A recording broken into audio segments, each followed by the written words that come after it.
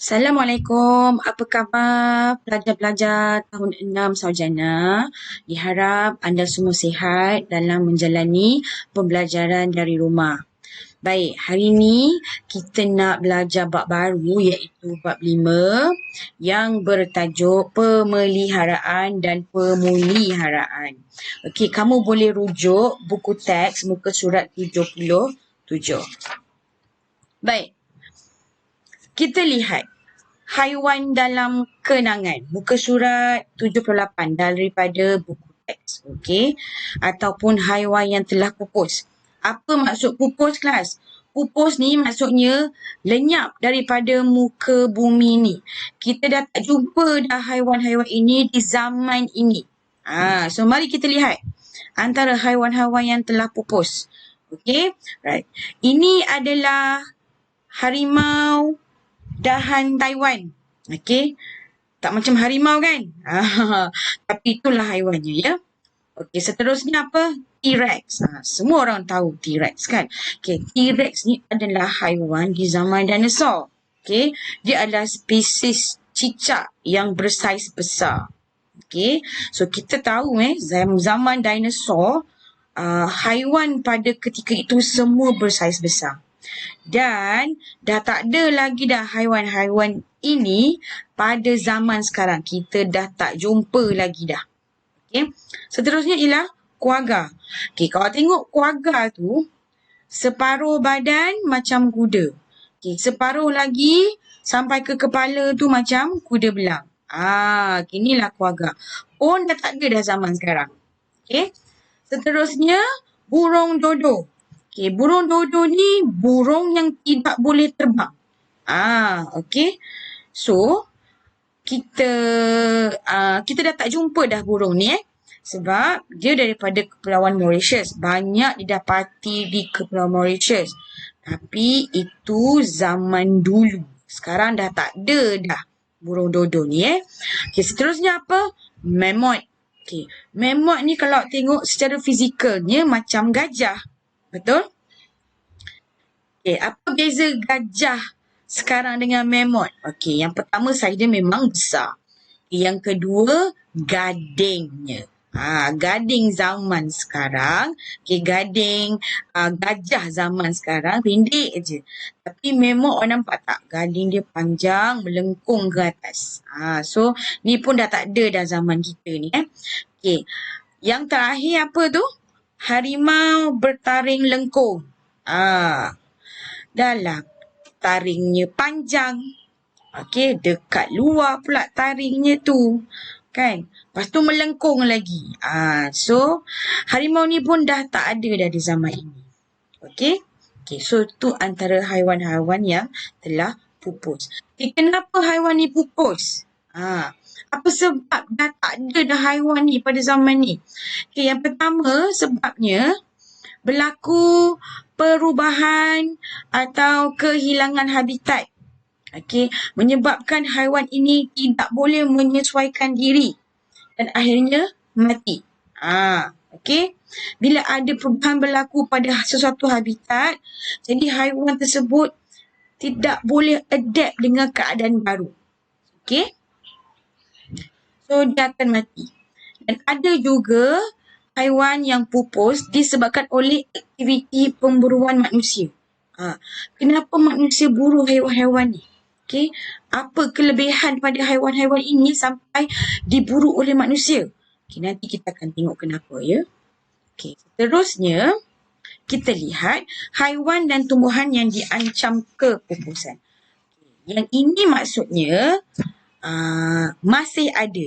Haiwan dan tumbuhan ini masih ada tetapi bilangannya dah semakin berkurang. Okay, kita lihat. Okey.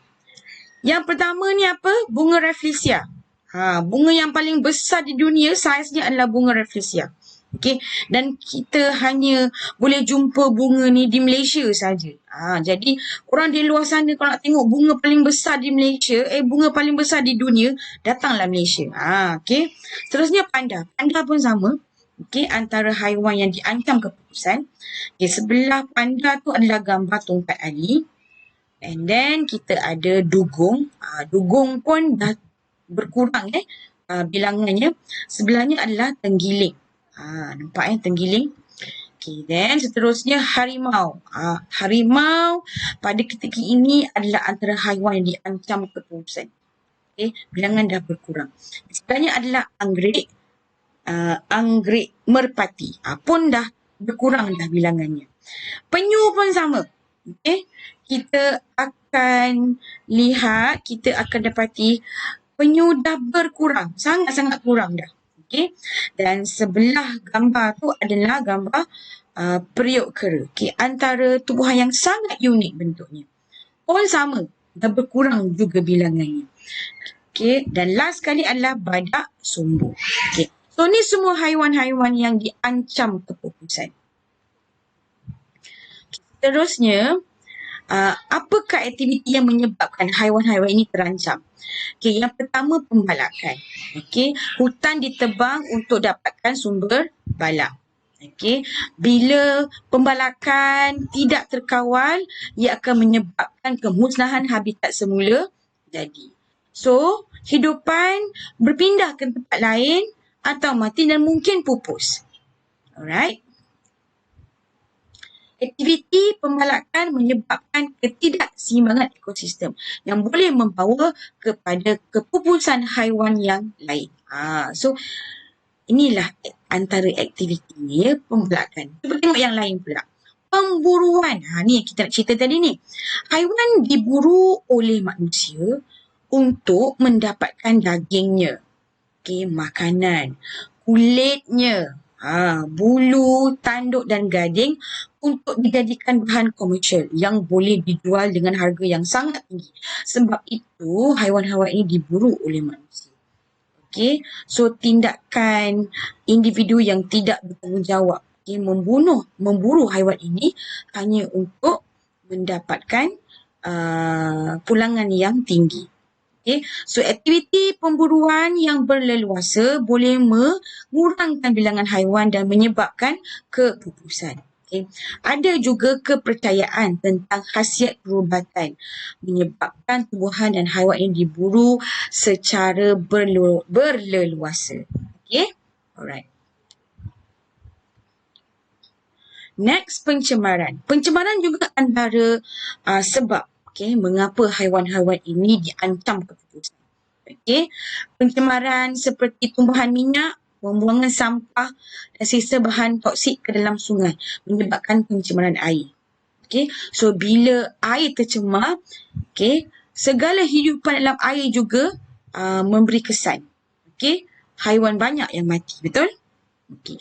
Pembakaran hutan, asap kenderaan dan asap kilang menyebabkan gas berbahaya yang boleh menyebabkan pencemaran udara. Macam kita, kalau kita bernafas dalam keadaan udara yang kotor, ia akan mengganggu sistem pernafasan.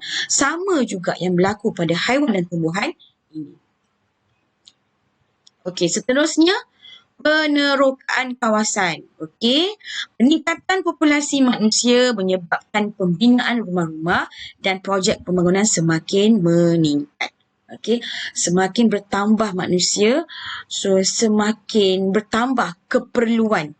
Okey,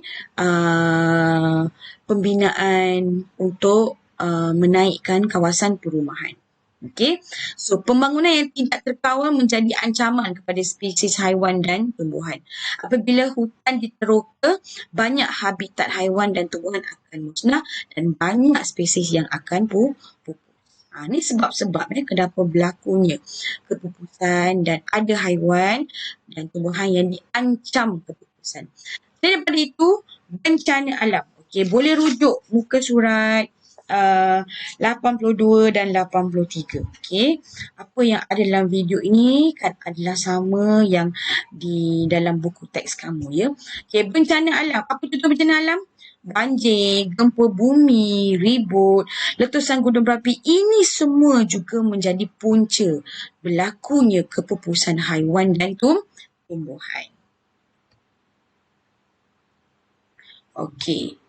So, kita tengok juga muka surat 85. Okey. Apa maksud pemeliharaan? Pemeliharaan maksudnya mengekalkan keadaan asal haiwan dan tumbuhan daripada musnah. Okey. Bukan senang kita nak maintain, kita nak jaga habitat asal. Okey, ia memerlukan kerjasama daripada semua pihak. Okey, apa yang kita boleh lakukan kelas? Tengok dekat situ. Okey, kita boleh jalankan beberapa langkah pemeliharaan iaitu mendidik masyarakat tentang melindungi haiwan dan tumbuhan daripada ancaman keputusan, menganjurkan kempen, mewartakan kawasan hutan sebagai hutan simpan, elakkan membeli produk yang diperbuat daripada bahagian badan spesies haiwan yang terancam, mewartakan spesies haiwan yang